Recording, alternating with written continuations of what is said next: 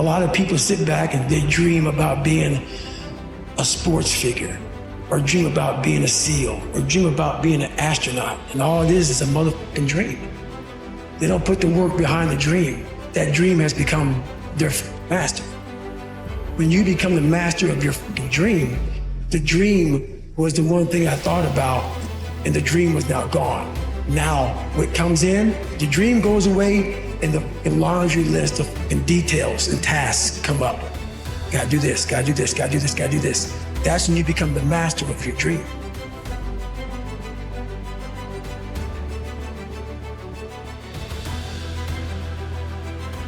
So if you wake up in the morning and you don't want to do something, you don't care enough about yourself.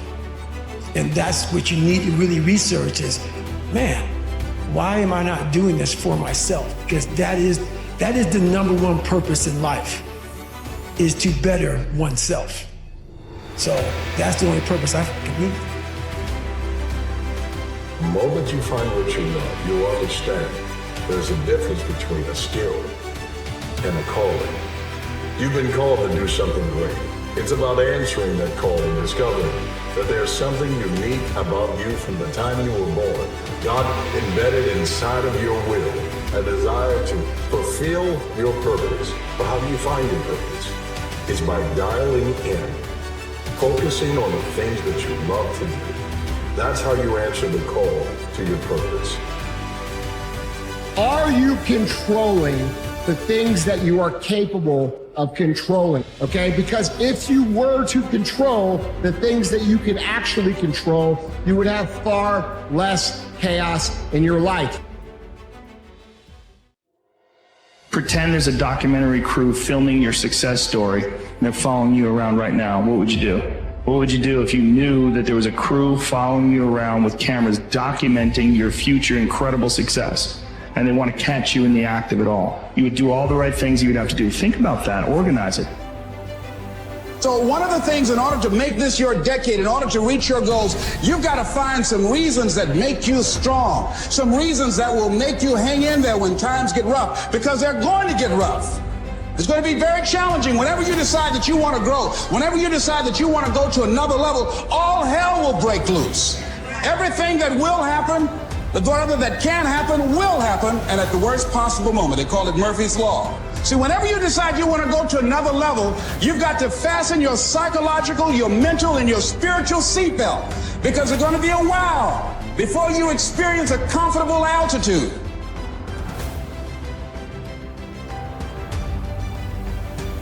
What the great ones understand is you're always going to be guaranteed success. You're always going to be guaranteed fulfillment when you're doing it for the process and not the product. If you're doing it for the product, then it's a hit or miss. But when you're doing it for the process, when you're doing it because it's in your heart, when you're doing it because you're doing it for compassion and passion, and you're doing it for somebody bigger than you, come on, man. You're going to be successful. There's no way you can fail. That's the promise that was made for you to be born. You want a goal that you can never attain, right? So you can always move closer to the goal that recedes as you move towards it. You think, well, that's frustrating. It's like Sisyphus pushing the rock uphill. But it's not, because as you pursue that goal, you put yourself together and your life does get better and richer and more abundant. That's why the highest levels of virtue and goal are in some sense transcendent. You want them to be above everything you're doing so you can continually move towards something that's more sublime and better. That's what you are. You're here to live, not to sleep. You have everything that you need to achieve greatness, and you've got a duty and a responsibility to the world to demonstrate greatness, the highest version of yourself, the 2.0 version of yourself, the most self-actualized version of yourself. You must become the man that you love, that you respect, that you admire. That is your duty. That is my duty. You've got the next 6 months ahead of you. You can either be a loser and say you will wait for the new year to come to reset your expectations and a resolution, or you can start today and reprogram yourself for greatness. I know of no better life purpose than to perish in attempting the great and impossible. The fact that something seems impossible shouldn't be a reason to not pursue it. That's exactly what makes it worth pursuing. Where would the courage and greatness be if success was certain and there was no risk? What's the secret to happiness? I always say one word: progress. Progress equals happiness. If you've ever achieved a goal and then went, is this all there is? You know it's not getting it. Or even if you achieved a goal and you were thrilled, how long were you happy for? A year? 9 months? 6 months? 3 weeks?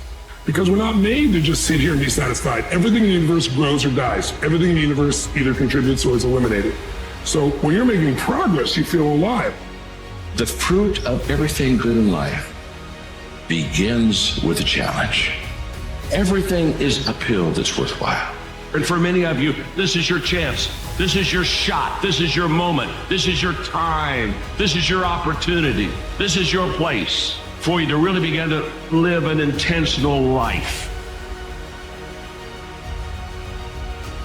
Ask yourself this question: is this action going to make me stronger or weaker? Will this action move me toward the strategic long-term goals I am trying to achieve in my life? And do not lie to yourself.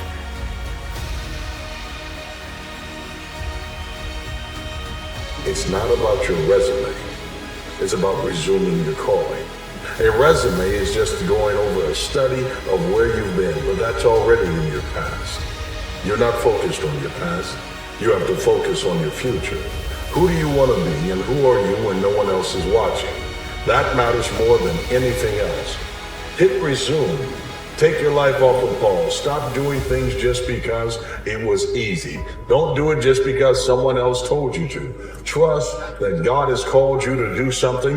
Answer that call, then chase down everything that goes along with it, and believe that there is a reason why you're the one who got the number to God in the first place. A pine tree grows and matures very fast. An oak tree grows and matures very, very slow. But which one lasts longer? And which one is stronger? Which one shelters more critters and more birds? Which one, when it's done and over and it's cut down, which one is more valuable for the lumber? People don't go out and say, I'm going to spend extra money for some pine furniture. They want oak furniture. If you fake bravery when you're terrified, that is bravery. And I kind of feel like motivation is the same thing. If you do the thing when you're feeling unmotivated, that is motivation. Don't be afraid to reinvent yourself, and don't be afraid to be different, man. You ain't got to fit in the crowd. Why are you following everybody when you were clearly meant to lead? Stay focused. Don't listen to nobody. What's on your mind, just do it. Because what's destined for you, you're going to get it. That hunger to be more, to do more, to give more, that hunger that never ends. If you can, I think everybody has that hunger, but for some people it's been asleep for a long time because they're afraid. They're afraid that I'm going to get hungry, I'm going to try, I'm going to fail. And so it's human nature to protect yourself from the fear by just lowering your expectations. You get what you tolerate in yourself, you get what you tolerate in your life, and sooner or later we sometimes hit a point where we say, not another day, not another hour, this is done. I'm not walking this way, I'm not talking this way, I'm not living this way, I'm going to change it. And when people do that, that's the beginning of a breakthrough. Every next level of my life demands a new version of me. Oftentimes we got goals, dreams, and aspirations and want to acquire and do certain things, but you still the old version of you. You haven't grown.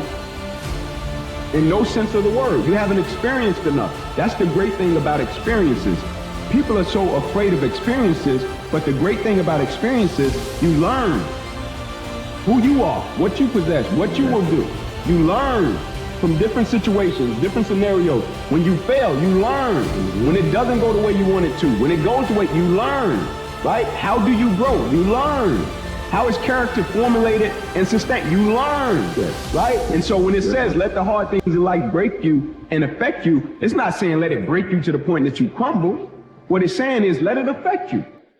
And every single one of you out there have the superpowers necessary for greatness. But until you're backed into a corner, like an injured, hungry, thirsty dog, you don't really realize how much you have in you. That is something that no test can measure. Go after your dreams. I never allowed anybody to tell me what I was capable of accomplishing. I never let anybody tell me that I can't do. When you spend your life looking for scapegoats, you take away your own responsibility. You remove your own power. You steal your own strength.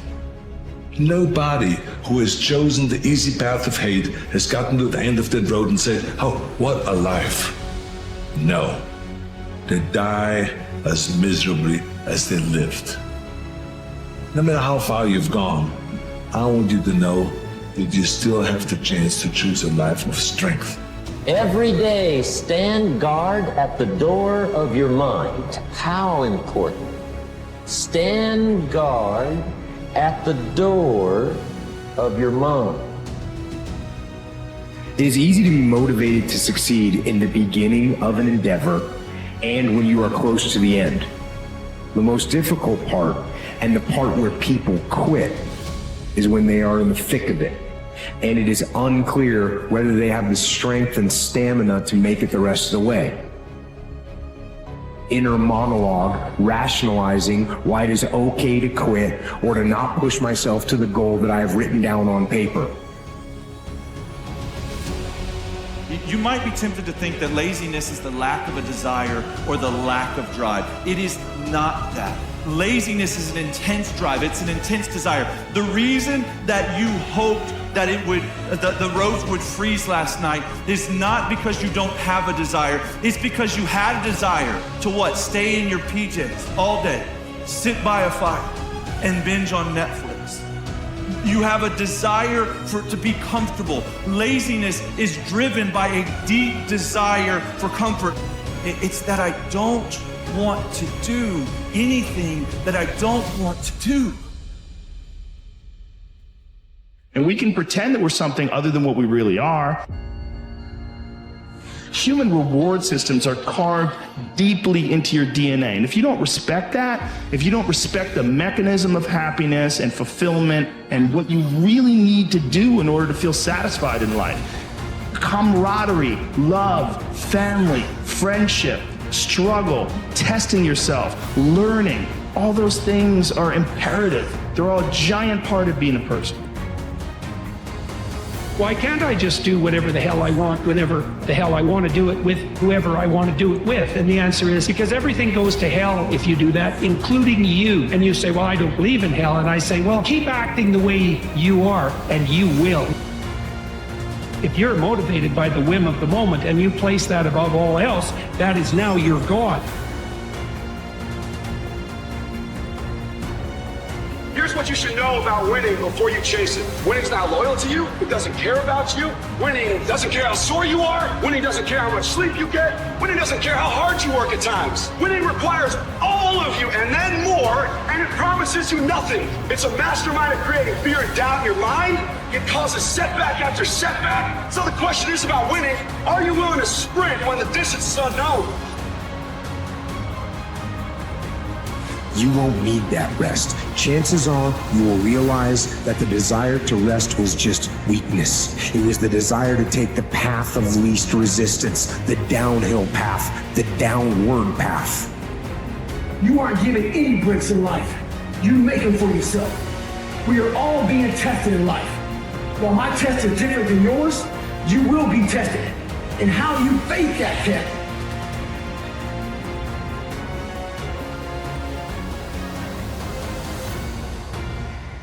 A lot of people, they wish, and they're not willing to work. And the great thing about life has a funny way of testing all of us and seeing how bad we really want what it is that we say we want. Because the thing I know about people can talk the talk, and people do it very well. And life is going to say to you, you said you wanted it, now let's see how bad you really want it. And I said, most people underestimate their abilities and their capacity, and then they overestimate other people's abilities and capacity. It's almost like you'll put yourself in a position to think that greatness is somehow reserved for special people, and that you don't belong in that category of special, like almost like you don't have what it takes. If you are going to accomplish anything extraordinary, it is going to require you pushing through the discomfort and embracing the grind.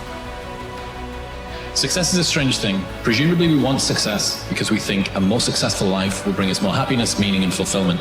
Here's the problem. We sacrifice the thing we want, happiness, for the thing which is supposed to get it, success. Failure can make you miserable, but I'm not sure that success will make you happy.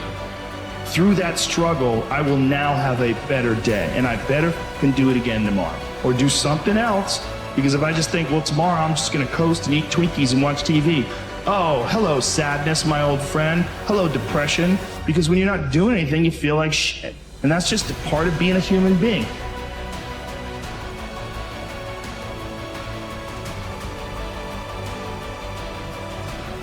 Is with your life, what are you giving up?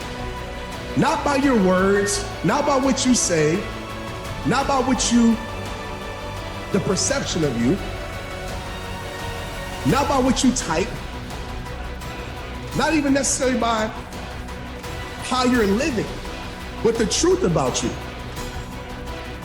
If you want to know something about yourself, sit on your bed one night and say, what's one thing I'm doing wrong, that I know I'm doing wrong, that I could fix, that I would fix? You'll get an answer. And it won't be one you want, but it'll be the necessary one. I'll never be in the Olympics. I'll never be a professional athlete, but still I grind. I fail at most things I do, but still I grind. I don't want to do everything I do, but still I grind. And that one day, you see me down a dark alley, running at 1 o'clock in the morning, know one thing. I was grinding. Stay hard.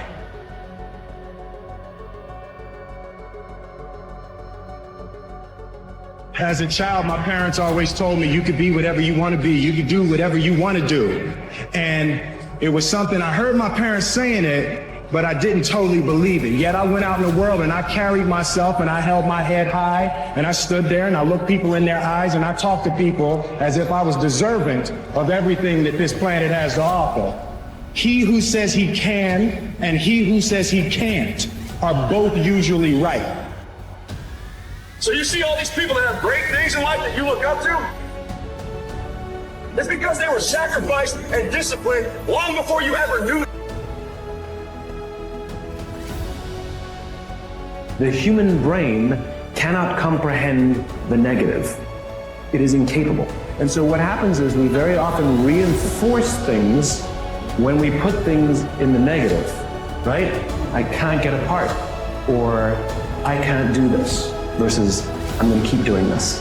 It's such a huge thing to convert things into the affirmative. It's the same thing for you. If you focus on the obstacles, all you will see is obstacles. It's your choice how you choose to perceive your own career. It's literally perspective. Life is hard for two reasons. It's hard because you're living in your comfort zone.